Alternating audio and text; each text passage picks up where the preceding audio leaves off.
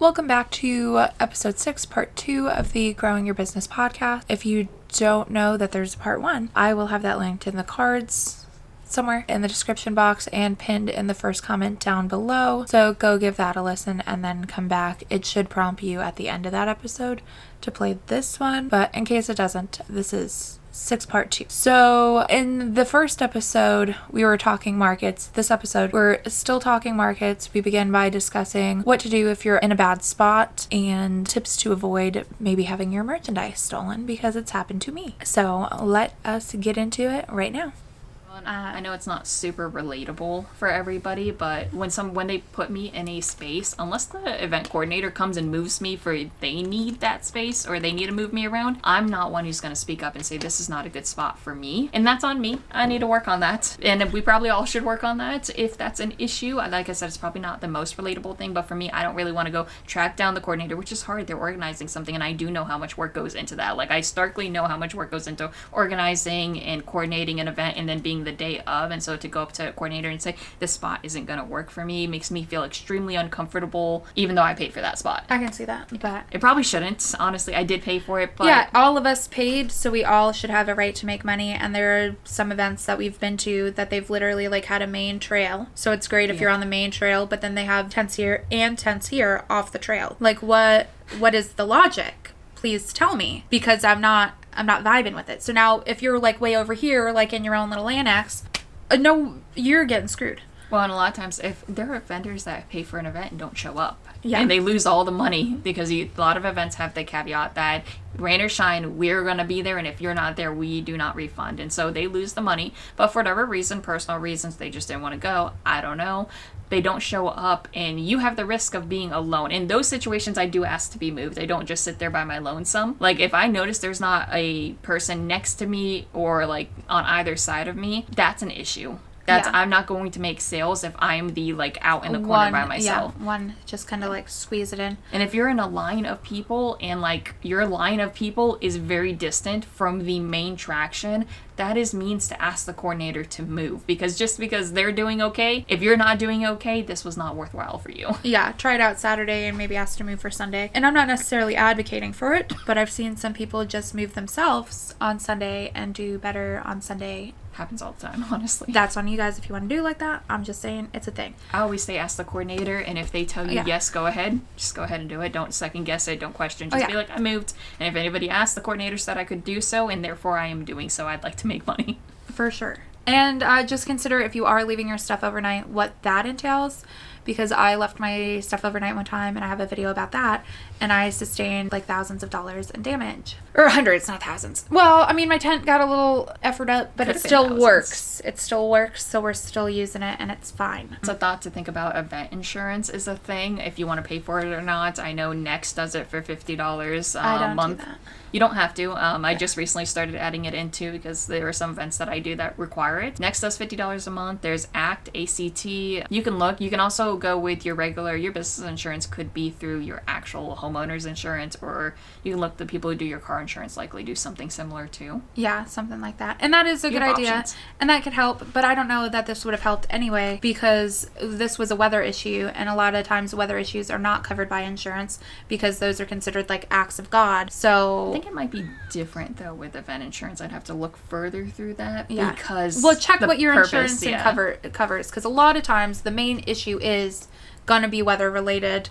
Now, if somebody steals your stuff, like, you're covered that way, but I think you would have been covered because your tent damage was because the other tents weren't secured properly and they blasted into yours. You just didn't see it because they picked up their tents before you got there. I think I hit them. I don't know. Because somebody told me I was moved, but I don't know if I was. No. It's hard telling. No, because I got there and I saw her tent damage before she did. And I can assure you that they hit you. Yeah, well, either way, just check into it. And now I'm better about how I secure my stuff. I will literally cluster all my grid walls together and like bungee them into like a mass, because the issue was I just kind of pulled them off the walls, so they were all still freestanding, and I think a gust of wind got under, and like one grid wall's tippable, but like when you make a cluster, that weighs like over 100 pounds. It feels Domino like effect. it like is held together a lot better, a lot more secure. And then like take your stuff and put it in a tote and cover it if you're going to leave your stuff in there kind of vibes. If you leave your tent overnight someplace, you don't have to take your canopy off or anything. You need to make sure it is up properly. All your straps are in place. They're there for a reason. Use them. If you don't know what it's there for, I would YouTube just it. use them anyway. Yeah, just use them. If you I don't would know that YouTube it's there the for it, purpose. just assume that has a purpose and use it anyway. Make sure you have secure weights on it and bring your canopy down to the lowest setting. Trust me, it helps. Yes. Because I think I left my tent at that same event, but I left just the tent, nothing else, and I just lowered it to I think the you had very tent lowest. and tables, and yeah, you did like collapse it down, and hers didn't go anywhere. Mine, I don't think fully went anywhere. Least It was still expensive like things. legs on the ground, but I do think I could have lowered it a little more, and I do think I shouldn't have just accounted for like walls whipping. I should have just like, I don't know, I should have done better. Well, there were But, people who you know, lost full tents. The wind picked them up and like literally crashed them. Some of them were collapsed. And that was an event that had like a lot of damage because they had a very bad storm overnight. There was like there were people not in a lake the day before that were like literally, it looked like a lake of water. I think they have like, pictures shin too deep. of them like in the lake grabbing their tents out and lifting them out. It was that bad. It was not cool. So just consider that as like potential, because that kind of weather was not forecasted to be like that. So just consider that's a possibility and what you need to do to like. And you always have your weights and stakes if they let you. If they don't let you, you just need to make sure you have strong weights. We have seen a large tent, be lifted up and folded in half from a tree. Yeah, the point of the tent hit the tree and it just like opened the tent backwards and it was bad. And consider what you're wearing, because bless her heart, she was wearing a cute dress, but it was like a mini dress and it's not like squat on the ground friendly. So like maybe shorts and a t-shirt, pants and a t-shirt. Shorts under your dress. If you want to wear a dress, there's nothing wrong with that. Shorts just so you feel comfortable in case you were in a situation that might make you uncomfortable otherwise. Yeah, consider if you needed to squat on the ground, how that would go, and then base your outfit on that. And remember that you never know when it's going to rain and you might be walking through mud. Yes, yeah, so don't wear your pretty shoes, probably. Most people don't see your feet. They're really not worried about it. If you want to wear pretty shoes, that's on you. We're just highly recommending that you choose sneakers or a boot or something like along those lines that are easy to clean, don't get damaged. And now also another thing to consider is like craft fair versus art fair. There are terms that are used interchangeably, like craft market, craft fair, craft show, art show, market event, farmers market, and a lot of times, like I said, these are used interchangeably, but they each mean like a little bit different technically. So just kind of feel out if this is all like, you know, high-end sculpture, hand painted, and if your stuff kind of fits with that versus, you know, none of it has to be handmade, but you're a handmade vendor, because that can be challenging. That can be. And think outside the box. You are not stuck to just if it says art fair or craft fair. Look for things that say vendor events. That's expos. Be careful with your expos because it just depends. Yeah, they're not all like money up front kind of expos, and that can be an issue when you're a handmade creator trying to make money. Yeah, for example, she does jewelry, so she could potentially do well at a bridal expo. But think about it, a lot of people going to bridal expos are going to get ideas more than spend money in the moment. And I have done a bridal expo, and the thing about expos like that is a lot of times they make you too, right? Oh yeah, it was $100 and something event. It was about 4 hours. It wasn't super long. I did not go alone, and I had to work with their tables. I had to use mostly their setup and make my setup rearrange around theirs. I had to donate a product of mine into their raffle for them to give away. Yeah. For marketing purposes, that did not end up out for me. And then you want to keep like an email list for that because you're trying to be able to reach those customers to actually make the sale later. And I did not make any money off that event. That was 4 or 5 years ago. I made zero money off that event. I did not find it to be worthwhile. And I'm not saying a bridal event would not be worthwhile. They probably would be. But it just kind of depends on like what it is, you know. And think about what you sell too. Right now, my stuff would fit hair better expos when I did hair, and like the girls going to the hair expos are looking to spend, you know, That's $200, awesome. $300, $1,000 at the event. So if you were selling like shears there, like really nice pairs of like hair cutting shears, like you could sell a lot of those. You know, if you're selling like cute like personalized bags, like that's gonna go real well. I make handmade bridal tiaras that would probably honestly fit really well. I could see that because a lot of people like do updos and stuff, and you know, have little accessories. So yeah, just kind of consider that, and like, do your products fit with the other products there? And it's not necessarily 100% a bad thing if they don't. but just, think it through and just try to use your logic. A lot of this stuff comes down to like logically, does it work or not? Are you going to make sales, or are most of the people coming to that event looking at the advertisements or just walking around window shopping? Window shopping kind of vibes. Yeah. And then the other big deciding factor, at least for me, is the price of the event. Because not that I'm against paying $200 for an event or even $300 for an event, but then if I think about it logically, that's a lot of crochet hours for me just to break even. So I do tend to go more toward like $150 or less because it's just easier to like recoup money. Whereas I think you could maybe do okay at a more expensive event. I don't mind a more expensive event as long as they've garnered the right interest. They have marketed their event. If it's a first time event for like $200, I won't do it. I'll wait. I will wait the next year and I'll scope out your event. And that's something you can do. You do not have to commit to an event right now. Even if you're just thinking about your business and like things you want to do, go scope out your local events. Go walk there as a customer and then do them next year. Especially if they're like monthly markets. So like if you're thinking about an event and it's a monthly thing, check it out this month and then do it next month if it looked okay. Unless it's like a super inexpensive event, you're tossing $20 in and hoping for the best. And even then you really might want to market it out because again, the goal is to make money. The goal is not to just be giving money out to other people. And it is great to market, but there are so many free avenues you could market that cost you absolutely nothing. There's no reason to be paying other people just to sit there. And I will say, and this goes for me personally, so don't take this as like, holy grail, you have to follow it. I personally tend to avoid free events. Now I've done one that I've made like over $500 and it was a couple hour event, so it was really good. So it's not necessarily make or break if it's free, but typically if it's free, I just find people are going like on a budget, and it's just not the best. Well, it's more like a casual window shopping. I needed to get out on Saturday kind of thing. Yeah. I typically also avoid church events because again, I feel like, they're there for God and discounts, and that's not for me. I tend to avoid anything in like a school, like if it's in your gym, not for me. And I also avoid events in, what are they called? Flea markets. Those are bargain shoppers. Now I've seen them work because we've got a lot of fancy flea markets in Florida for whatever reason. But typically flea market shoppers are like bargain shoppers, not fully appreciative of like a nice handmade product. And I'm going to take this from a point of like absolute experience. Like I've done every one of the events that she is talking about. I have done events in schools when my products fit that range and they just aren't marketed very well, honestly. Because they're marketing to like children in the school. Like, go home, tell your family about this event. I enjoy church events. I don't think that they are a bad market, but again, you have to think about the church. I've seen some people do church events that are like bang in, like money makers. But then I've also seen good like atmosphere too. The local Presbyterian church, the like whole congregations, like 35 people, like that's not enough people. It's not. And that's the sad truth of some of those events is sometimes you just don't garner enough. And those events are great for their own community within their church because they've already made the connection that we have to make on the spot as vendors with people we don't know. When you're doing a community event and you're already like really delved into the community, you already have that connection. You're saying hi to all these people that you already know they want to buy from you. And here's like a good kind of rule of thumb for churches. If it's one building, maybe skip it. If it looks like a stadium, that could be okay. I don't know about that, but I also can't say yes or no to that. Like I said, I've done good events, I've done bad ones with churches, so it really just depends. I just think, it's good small atmosphere. means, everybody, they're just always so kind and, like, loving people. But, like, also, if it, like, is tiny, I just don't, like, how, do you know enough? Are you marketing, is your community big enough to support an event versus, like, I've seen some, and you guys know, like, some Joel Osteen churches that are, like, this looks like the friggin' Thunderdome. Like, I'd do an event there.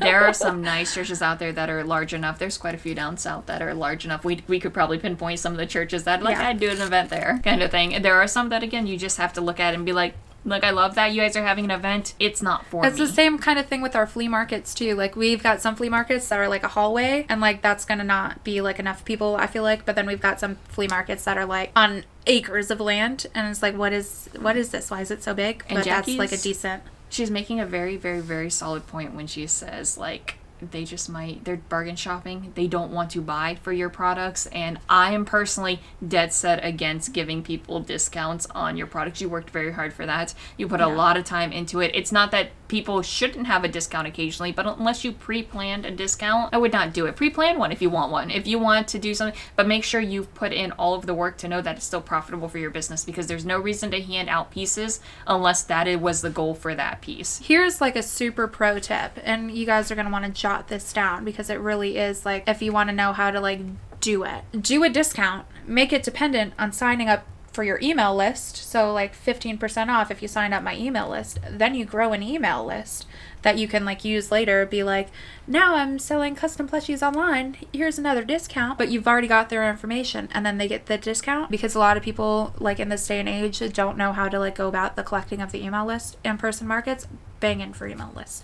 I did that when I first got started, but then I was like not emailing people, so then I like just didn't. You can also just have a sign-up sheet on your table, and I assure you people will jot their names down for the email list. Nobody minds giving their emails out. Whether or not you start your email list right away is really dependent up to you. It is highly recommended by most people to start and maintain an email list. I gotta say that I have an email list and I do not maintain it. I don't post, so yeah. That's why I stopped trying to collect it, because I'm like, I don't need like hundreds of emails if I'm not emailing people. I don't mind having So I do want to like go back to that point and do it right, but like email marketing, if you do it right, it's really good, but it's just kind of like an old art at this point. And a lot of people struggle with it because email marketing is a lot like cold calling, and everybody knows that cold calling is something that you have to do on a regular basis to be able to actually make money from. So is email marketing, but we have all been conditioned that that is kind of predatory, even though it's not. But we've been conditioned that it is. You've given me your email, so, and that just goes into, like, this is how you get the emails. You on your own need to look up like the laws, like the Can't Spam Act. You know, if you're in Canada, you need to know what kind of communication is okay legally to do it. But that's a good way to get emails. And because I've gotten people that ask me like, hey, how do you do that? Well, yeah, that's one way. It's super easy to do. And they'll do it and they love a discount. And I've never tried it for free, but I mean, people do really like to just give out personal information for whatever reason. I don't know. It's just your email list. I've had, it's been a long time, but I've had lists on my table, and even if they don't buy from me, they'll jot down their email so they could buy from me in the future. Yeah. I'm not going to say that that gives you a lot of sales. It really doesn't, but at least you have the list so you can continue. You might get one or two, and that's one or two sales you didn't have. And start your online business a little bit further off. So if it's not market season, you might make a sale outside of market season. You might want that. Yeah, because like I sell custom stuff, so it's good for birthdays too, which could be any time of year. So it's just good to do. And now we'll move into how to greet customers. We'll blueprint this a little bit because I know this is like one of the things people who've never done a market before get most nervous about. Basically, what I do is just hi, and then if they keep walking, okay. If they come in, I'll be like, let me know if you need help. And then they walk around and all the things. And if they're looking for like 10 or 15 seconds, like a little period of time, I'll ask if they're shopping for anyone in particular and then make recommendations from there. Got an 8-year-old boy. Here's some like dinosaurs, some like aquatic stuff. I got this cool alligator. You're shopping for like a nurse. I don't know. Does she like mushrooms? Because I got some mushroom stuff. Our camera died. So it probably didn't get it on camera, but I pointed at my camera and told it to like F off when it died, because that was rude. If they're continuing to browse, I'll offer like some assistance with browsing by like asking, are you shopping for anyone in particular? And then I'll use my best judgment to like point something out. Like if somebody's super girly, well, I got this like glitter pink doll. If somebody is like not super girly, well, I got all these like different animals, do they like animals? And then I also sell non-crochet stuff, but I always push my crochet stuff first. And then the people who come up to look at like the other stuff I sell, sometimes they are interested and come in and also buy something. But if they stay on the outside of the tent where like that stuff is, we don't talk. I'll just be like, here's all my gibbets. And then, that's pretty much how I do it. For me and my business, most people are shopping for themselves. It's really hard to shop for other people with jewelry. I found that it's very rare that I'm actually like making a piece or selling a piece for somebody to gift to somebody else. It does happen. So they're shopping for themselves and they can see the products in front of them, what they like. And I don't have like, yours is spread out, so like pointing them in the direction makes sense, whereas mine's like a linear table that they kind of go along and they kind of see each piece and process. Yeah. So a lot of times I'll say, hey, how are you? I'll say what my name is, and I will let them know a little bit about what I do, and then let them know if you have any questions, let me know. I'm happy to answer anything. Unless they're sticking around a specific area for a decent amount of time, or like kind of, you can see when people kind of go to reach out and then they bring their hands back. I'm always like, you can touch anything. Let me know if you want me to pull anything off. You're welcome to do so. And then if you have any trouble getting it back on, just let me know. I'm happy to do it. Yeah, and that's another thing. I tell people that they can touch. Now you'll have to decide if that's like what you want in your own business. Some people hate it. Some people don't mind. Yeah, for me, I sell primarily to children, and a lot of adults too. So, but it's like a stuffed animal. I feel like you really need to to see if you vibe with it. You feel me? So, and then like a lot of my stuff does get dropped on the ground. It's kind of inevitable. Somebody's gonna like butterfingers it. It's fine. Dust it off, and it's usually good to go. On the occasion that something gets stained, all of my stuff is like machine washable, and I use that kind of yarn in particular, so it is easy to care for. These are not necessarily meant to be like full-on collectible pieces. Some of my custom orders are, and I like let customers know that. But like if it's for a child and it's like a little stuffed whale, you know, don't worry, this is fully machine washable. Now, you could throw it in the dryer because of the yarn, but because there's safety eyes, I would at least air dry it, but I'm pretty confident about it like standing up through some washes because I've had to wash my own stuff. Ask me why. My stuff's pretty washable too, and I've had people drop things, and most people flip out. They're like, oh my gosh, I just dropped it. And I was like, it's fine, no worries, I can help you pick it up if you can't find it. It happens. Like, literally, people drop things. It's not anything that I feel you should be panicked about. You'll have to decide from yourself your own anxiety levels and what kind of works for you. Yeah, if you're selling like full glass like vase, maybe have a no touching policy. I could see that. And just because you have a no touching sign, you should know that nobody's gonna like listen to you necessarily or follow. Yeah, a lot their of people don't. But most people don't. And if a kid can't read, like... And kids will touch. If you don't want kids to touch, you need to have high tables, and even then you still have the risk of them touching. Kids are going to touch your stuff. You're out at a public event. They're going to touch your stuff. Most of the time, it doesn't cost any money for the customers to be there like it cost us money to be there. And so they're going to bring their kids. They're going to touch your stuff. Have the stuff you don't want, like, aren't going to be breakable, things that think people could touch, up near the front. Make sure nothing is hanging off the edge if you don't want them to touch it. Keep a close eye on your stuff because thievery happens. Yeah. It has not happened to me, knock on wood. It's happened to me once, but only at one event, which coincidentally was the girls' night out event. Yeah. However, this was my first event at night. And I think like the night crowd that goes to events is a little different than like the day crowd that goes to events. So I just kind of think that played a part in it. And like it was a little bit of like a drinky event, you know, there was a mechanical bowl, so I also think that goes kind of into it too. Well, but a big difference too is your setup too, you can't have your eyes on everything at once, where my setup is like full kind of like panorama in the tent, and sometimes you have two people in your tent. I very rarely have a second person with me. I make friends with the vendors around me, but I need my stuff in eye view because, you know, it's valuable, and also I'm normally there by myself. I need to be able to see it. I need to be able to recognize if a customer is right here at the table and right here. I need to know. Part of my issue too is, like she said, the way I have it set up, and because I'll have two chairs side by side, I sit in one and I keep my cash box on other. So like I'll make the sale, turn around, and then be like in the cash box back to all of my stuff. But almost 100% of the time, because that's one event out of like, I do 1 to 2 every month, almost every month, some up to 3 to 4 in a month. So like you're talking about like double digits on events at this point, and that's the only one. So it like rarely happens. Events for going on 2 years now. So. Yeah, it very rarely happens, but it also, I could have taken more precautions, like maybe not turning my back on all of my stuff when there's people in my tent. But also like, don't be a dick.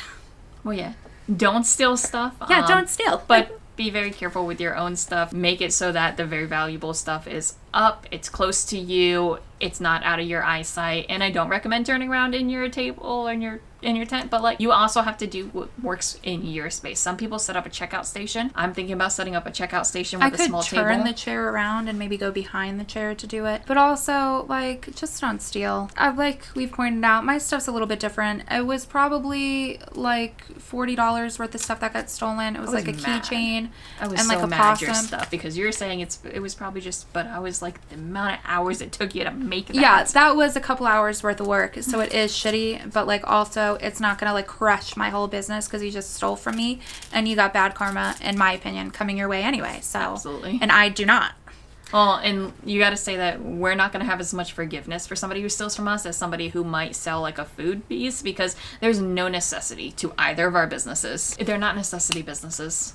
You do not need our stuff. You may want it. You do not need our stuff. We would like you to want it. We want to sell it to you. And I don't fault children for stealing necessarily, because some kids are just that young that come into my booth that like really don't know, like, this is cute, they're gonna walk away with it, and parents are just trying to like move their kids through so they don't notice. So I do think that kind of thing can happen here and there, and I'm like not been out of shape out of it. Things that were stolen at that event. Yeah, though. I was gonna point out one thing could have been iffy about it being a kid. The other thing was like a keychain at like forehead height to me. So if you're that tall, even if you're like 15 and that tall, you're old enough to know better. And you're got bad karma coming. I'm like a little bit wishing it on you a little bit. Just like, trip over a curb. Another option too is if you have to turn around for a second, you have to leave your booth. I don't want you to be afraid that people are going to steal from you, but make friends with your neighbors because they are as invested in this event in their business as you are in yours. And most of them will watch your pieces and they're going to be like, I'm going to make sure nobody touches them. I am supporting you. I don't want anybody to mess with your stuff. And if you're working like me and have a cash box, I am not going to bring my whole cash box with me to the porta potty because it's like this big. So I lock it. And then I'll put something on it to kind of block it. Well, technically somebody can go in and like later days with my cash box. It's pretty distinct. It's pink. So I just try to lock it, block it, run, go back. And I highly recommend getting a key lock because I have a code lock and the code locks do after a couple of years break. Well, in the key lock, I don't assume that the $30 cash box I bought on Amazon is like impenetrable. So even with the lock, somebody could take it and break it open. And that is just like a risk. The same with the code lock. Yeah. But I prefer it just people to is use what their it is. card, and I have a card reader. I highly recommend if you do events to get a card reader. You need it. If you can't afford it for your first event, go do your first event, accept cash, Venmo, PayPal, all the things. Square still give you one for free? Not that I've seen. Everybody's talked about that, but like not that I've ever seen. And if they do, they used to. It's probably not the kind that works in these modern phones now because there's no like headphone jack. Because why? Way back when we all had headphone jacks, because I'm not that old despite what my 5-year-old thinks. Yeah. Oh, Janessa asked me one day if I was alive for World War II. Did she? Yeah. And I'm like, we need to go do some history. Rosemary, I stubbed my toe cleaning up some stuff from Rosemary, and I hear her whisper to Isabel, Mom's old. And I was like, what the heck? And she's like, that's why you keep getting hurt. You're old.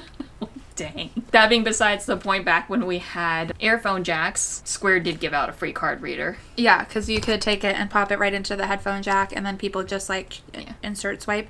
Now they're Bluetooth, which is nice because the whole thing's like this big. I could take it with me to like use the bathroom if I wanted to, so nobody's like taking that. But if you can't afford it for your first event, take cash, but have something like PayPal, Venmo, something to collect like virtual payment kind of vibe. And then make that like your first purchase because about 70%, and this is not true for every market, but about 70% of my sales are through my card reader. So you will miss out on a lot of dollars. Well, and if you fell on my side of the Shopify versus Square versus Etsy argument, Shopify will allow you to manually put in their point of sale app. And it is a part of your basic plan to have a point of sale app. You just download it from the Google Marketplace or Apple, depending on what you have. And you can manually put cards in. Does it take an extra minute? It does. Does it run really fast? It does. It works out really well. It doesn't take long enough to worry about it. Squarespace could have something like that. I don't know. They likely do, honestly. I'm sure they do because if Shopify is doing it, it's not going to be long before Squarespace does it anyway. Competitively, it makes sense. And they've had it for years. I don't see any reason why they wouldn't. I would look into it. You can even look on their website or contact their customer service and they will let you know. I will say, not only do these like Square readers work offline, but if you do get somebody's card that doesn't work, you can manually type it in. But I do think there's a slightly higher fee associated with typing it in versus like swipe. Square? Not for mine. For Square. I don't know about, Mine's all the same. That could be wrong, and fact check me, but I do think I heard somebody say that, and I've never had to type it in. But just basically it works. If somebody doesn't have a chip, you can manually type it in because these are chip readers, not swipe. And I just paid, so I had my card reader, and it still works perfectly fine for Shopify for years, but I wanted to get the one where you could tap because I know a lot of people like that better. Oh yeah. It's faster. They tap too. Personally, I don't like handling other people's money until it is my money, so like when they're giving me their cards, I'm like, you sure you want to give this to me? I can just hand you this stuff to fill it in. So I just bought the tap when it was $50 and I had the funds from the last event. I highly recommend waiting until you have the funds for that. I would not make it a priority by any means. Yeah. But once you're able to, if you want to, that is an option. Don't let not having it stop you from doing your first event or second event, but like also set aside money out of those events till you can like get it. Because it is, I know $50 is a lot, but it's only $50, and then I've used it at like 50 friggin' markets at this point. So it's more than paid for itself in sales. But, if it takes you a second to get there, that's fine, but then get there. So this is where we're going to stop this episode for today. Be sure to come back tomorrow for the final part of this episode. We begin tomorrow by discussing whether business cards are a must-have for your business. So we look forward to seeing you then. Bye!